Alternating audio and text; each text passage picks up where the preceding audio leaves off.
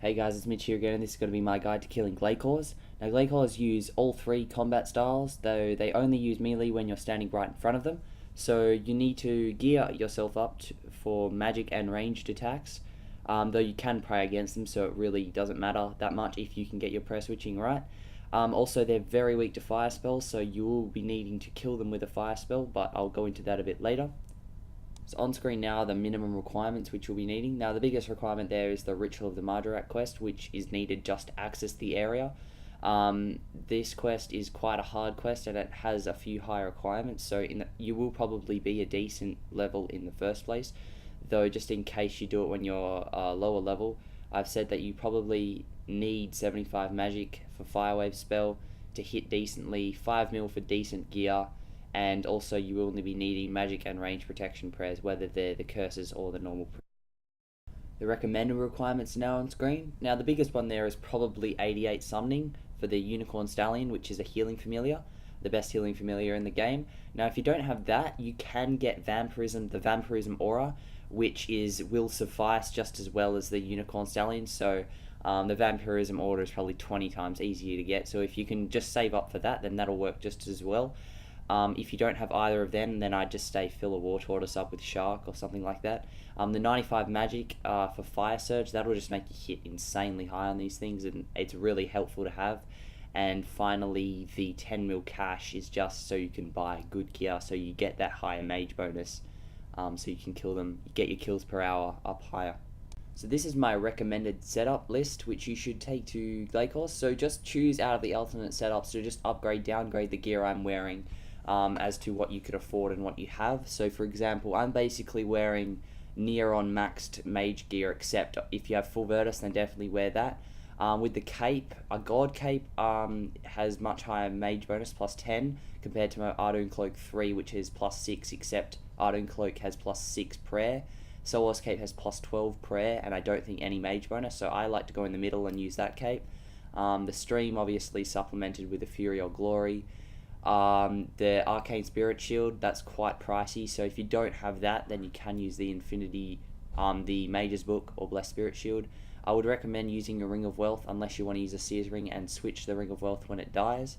The Chaotic Staff is very good to use here, so if you have it, then use it. I don't have one, so Staff of Light is better than a Master's Wand, as it has the higher magic damage percentage, plus 15%, whereas the Master Wand has plus 10%.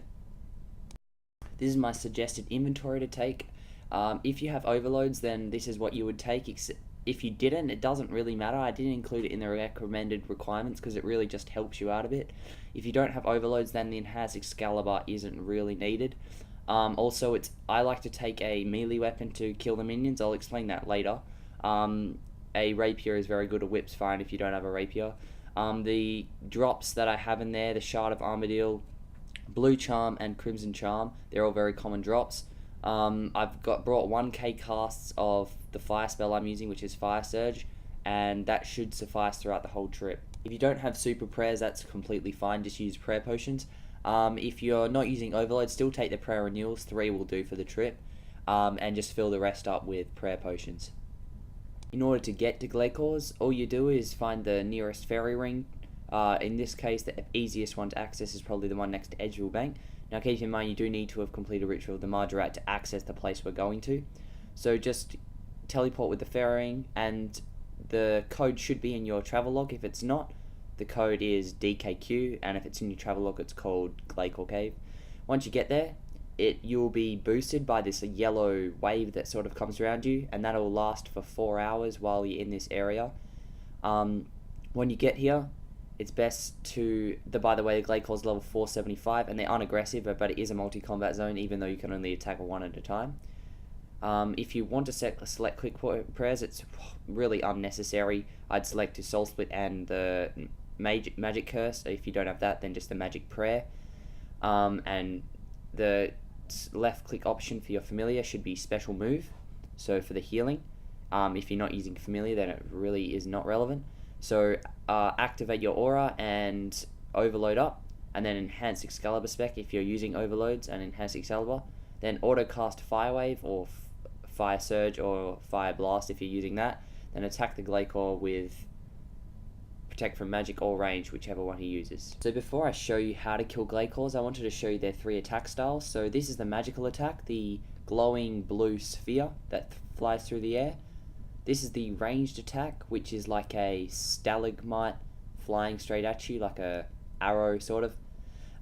This and all these can be prayed against, and this is the melee attack. Now this only happens when you get within melee distance, and it's quite strong, and it's just him whacking you, or her, whatever it is. So to start off, put on your quick prayers, and then pray whichever it uses first. So for me it was magic. Now the thing with Glacors is for most monsters you have to pray when they start their attack, but for Glacors it's when the attack hits you. So you can have protect from range on until that sphere hits you, and then if you protect from magic just before it hits you, it will still count as you protecting from the attack. So once you've got the Glacor to about half health, it'll spawn its 3 minions. So the Enduring, the Sapping, and the Unstable. Now the order you want to kill these in is Sapping, Enduring, then Unstable, as the Glacor takes on the effect of its last minion killed. So the effect of the Sapping, which you kill first, is the prayer it drains your prayer every time it hits you, even if it hits a 0. And the Enduring is if it's closer to the Glacor, then its defenses are a lot higher, so the aim is to get it as far away from the Glacor as possible. So if you killed that last, the Glacor is the Glacor, so its defense is extremely high and it takes a long time to kill. And finally on the Unstable, as you can see it has 2 health bars. One's a real health bar and the second one is like a healing one.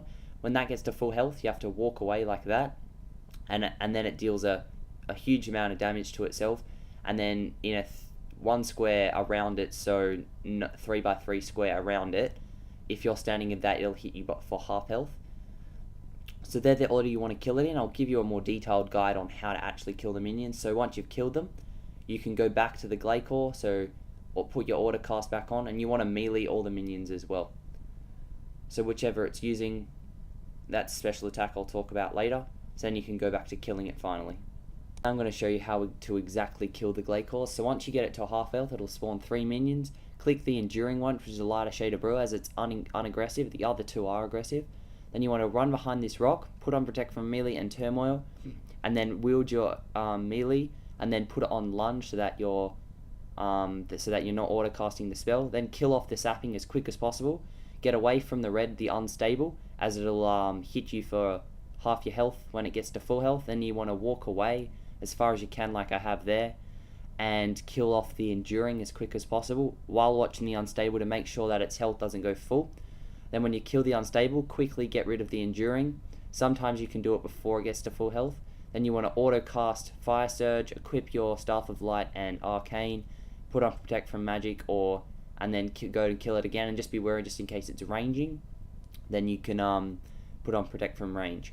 Now, and at that point you can just kill it off like normal and just stay a good distance away so that the Unstable effect doesn't get you. When killing the Enduring minion, there is a certain limit which you can't go further than, like this, otherwise it will return to the Glacor, which is really annoying. So you have to try and keep within that limit. As you can see, it's run away. To get it back, just equip your magic gear, put on Protect from Magic, and just attack it again, and try and get it away from the Glacor, and it will just get on you and you can run back to your spot, and just don't go that far away next time. This is the Glacor's special attack. It's like a large ranged attack from its chest, which will shoot at the ground on the square underneath you, which you have to run away from. If you don't, you'll get hit like that for half your health. After it does this attack, it will always use the range attacks. You know to pray range after those attacks. So I've basically broken up all the components of the Glacor kill, so now I can show you it all in full. As you can see, I dodged the special attack there. I'm praying range because I know that after those attacks it automatically changes to range. So now I'm just taking its health down to halfway until it becomes immune to my attacks when it spawns its Glacytes. So I attack the Enduring Glacyte because it's unaggressive. So once it's aggressive on me, I can run behind the rock, protection from melee, turmoil, Chaotic Rapier, D-Defender, and then I put it on lunge and attack the Sapping. And now I'm constantly watching the Unstable, and then I run north to get away from the Unstable as it explodes, pulling the Enduring further away from its Glacor mother. That makes it weaker. So now that I've killed the Sapping, I get on the Enduring quickly. You should be pretty right now to take your eyes off the Unstable. So now that it's starting to heal, you can probably be more wary of it. So I've killed the Enduring, so now I'm free to kill the Unstable. So just still watching that top bar is what you got to watch. So now it's on full, I step away, get out of the 3x3 square, and now I can get back on it. Now I wield my magic gear, protection from mage, magic curse, and then so it's using a magic attack. So I'm getting ready to put protect from range on just in case. Now when the Glacor explodes, I want to be a good distance away like I am, so it's just exploded in there. Now it's on low health, and the kill is basically over. I got a good hit there, and now that's over, you can go loot.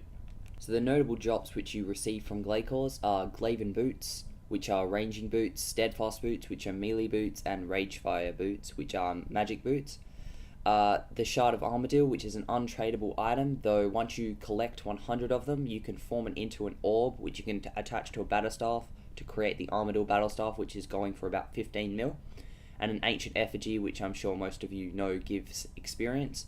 Also with the Shard of Armadyl, you can grind it up to make Armadyl runes, and the current price of them per Armadyl shard is about 170k when you convert it to one of those items. The drop rate of boots is about 1 in 1000, though because there are 3 of them, it's 1 in 333, so 1/3. The drop rate of a Shard of Armadyl is about 1 in 10, and the drop rate of Ancient Effigies is about 1 in 100 because of that effigy nerf.